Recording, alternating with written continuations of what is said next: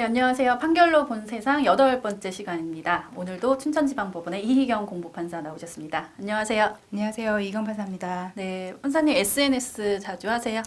자주는 하지 않지만 하긴 합니다. 네, 오늘은 이 SNS와 관련한 사건 내용과 그리고 관련 판결을 좀 이제 자세히 알아보도록 하겠습니다.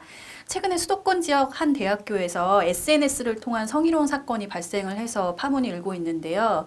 이 사건이 결국에는 또 명예훼손 또 이제 모욕죄하고도 연계가 될 수 있을 것 같습니다. 이와 관련한 좀 그 사례가 있나요? 네, 제가 이제 소개해드릴 사건은 이제 대학교 같은 과 남학생들로 이루어진 카카오톡 단체 대화방이 있었는데요. 이제 그 대화방에서 일부 남학생들이 채팅방에 다른 여학생을 성적인 농담의 대상으로 삼거나 아니면 외모를 비하하는 발언을 하여 문제가 된 사건이 있었습니다. 네, 심각하네요. 이게 어떻게 해서 문제가 제기됐나요? 이 채팅방 내용이 다른 학생들에게 이제 공개가 돼서 학생들 사이에서 이제 문제가 불거지게 되었습니다. 네, 그러면 이제 어떠한 처분이 내려졌는지 좀 궁금합니다. 네, 학교에서는 이제 진상조사 등을 거쳐서 학칙에 따라 이제 학교의 명예를 훼손하거나 학생의 본분에 위배한 행동을 한 학생 또는 허위 사실을 퍼뜨리거나 교내 질서를 어지럽힌 자, 그 밖에 이제 학생 신분에 어긋난 행위를 한 자에 해당함을 근거로 해서 문제된 이제 남학생에 대해서 무기정학 징계를 처분을 하였습니다. 네, 그렇다면은 이 사건의 주된 쟁점은 무엇인가요? 네, 이제 그 무기정학 처분을 이제 받은 그 남학생이 이제 원고가 돼서 그 학교 측을 상대로 이제 징계 처분을 취소해야 달라 이런 소송을 제기하였는데요.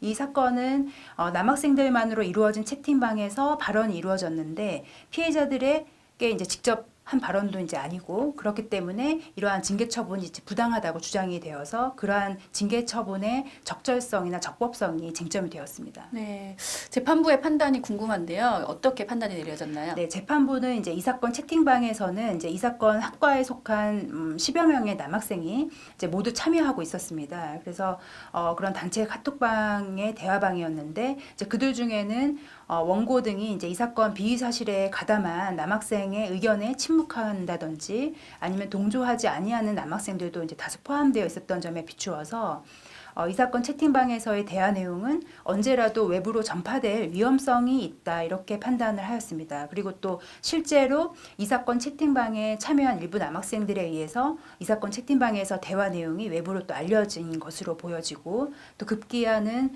일부 남학생의 휴대폰을 통해서 채팅방에서의 대화 내용 전부가 피해자들 중 한 명에게 전해지기도 하였습니다. 그래서 피해자들이 그 내용을 알 수 있는 상태가 실제로 또 일어난 점에 비추어서 보면 이 사건 이제 문제된 그 채팅방에서의 어떤 그런 발언 내용에 관한 비위 사실이 남학생들만의 제한된 대화 공간에서 내밀하게 이루어진 것이라고 보기는 이제 어렵다 이렇게 판단을 내렸습니다. 네, 그렇다면 이 징계의 적법성 여부에 대해서는 어떤 판단이 내려졌나요? 네, 재판부는 이제 채팅방에서 여학생들의 외모를 비하하는 발언을 했고 또 성적 농담의 대상으로 폄하하는 발언을 한 행위는 피해자들의 정신적인 어떤 충격을 상당히 가한 행동이고 그런 피해자들의 어떤 정신적 충격이 상당히 큰 점에 비추어서 무기정학의 징계 처분이 정당하다고 판단을 하였습니다.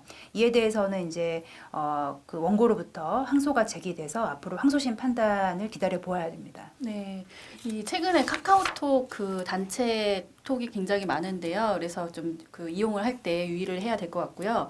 그러면 이렇게 SNS 채팅방에서 다른 사람에 대해서 비하 발언 등을 하면 형사적으로는 어떻게 처벌이 되는 건가요? 네, 채팅방 등에서 다른 사람에 대한 비하라든지 아니면 모욕적인 그런 발언을 하는 경우에는 형사적으로 모욕죄나 명예훼손죄가 성립될 수 있습니다. 네, 혹시 강원도 내에서도 이와 관련한 실제 사례가 있나요?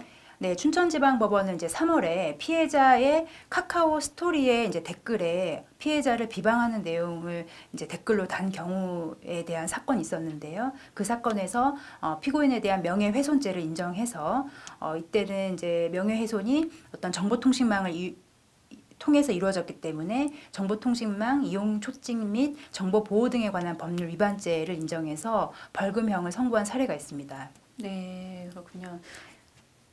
그리고 또 유의해야 될 점은 이제 모욕죄라든지 명예훼손죄는 사람의 사회적인 명예를 보호하기 위한 것이어서 범죄가 성립이 되려면 이제 공연성이라는 요건이 충족이 돼야 되는 것이 중요한 판단 쟁점입니다. 아, 공연성이요? 네. 그럼 이 공연성이라는 개념이 어떤 것인지 좀 자세하게 말씀 좀 해주세요. 네, 공연성이라는 것은 이제 불특정 또는 다수인이 인식할 수 있는 상태를 말합니다. 그래서 비록 개별적으로 한 사람에 대해서 사실을 유포를 했다 하더라도 이제 그로부터 불특정인 또는 다수인에게 전파될 가능성이 있다면 공연성의 요건을 충족한다고 보고 있습니다. 또 하지만 이제 이와 달리 전파될 가능성이 전혀 없다면 특정 한 사람에 대한 사실 유포는 이제 공연성이 없다고 보는 것이 대법원 판례의 태도입니다. 네. 그렇다면 만약에 한 사람에게만 이야기하는 경우에 이 같은 경우에는 처벌이 안 될 수도 있나요? 이제 공연성 여부에 따라 달라지는데요. 한 사람한테 이야기를 하더라도 그 사람을 통해서 불특정인 또는 다수인에게 전파가 될 수 있으면 공연성 충족이 되고, 하지만 실제 그 사람을 통해서 전파가 되었는지 이것은 요건은 아닙니다. 그래서 예를 들어서 한 사람한테 얘기를 했더라도 그 사람을 통해서 전파될 우려가 있으면 공연성 요건은 충족될 수 있습니다. 네, 이렇게 말을 전하는 이제 네. 그 부분을 좀 더 유의해 봐야 될 것 같은데요.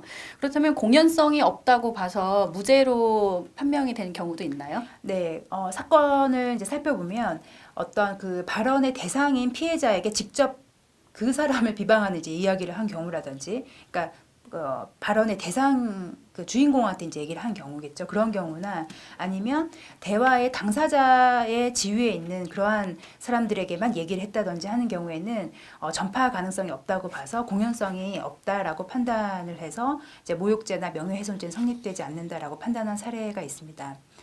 근데 다만 직접 이야기를 하였다고 하더라도 그 내용이 이제 불안감을 일으키는 협박과 같은 내용이 들어간다면 이제 모욕죄나 명예훼손죄 말고 그 사람에 대한 협박죄는 문제가 될 수도 있습니다.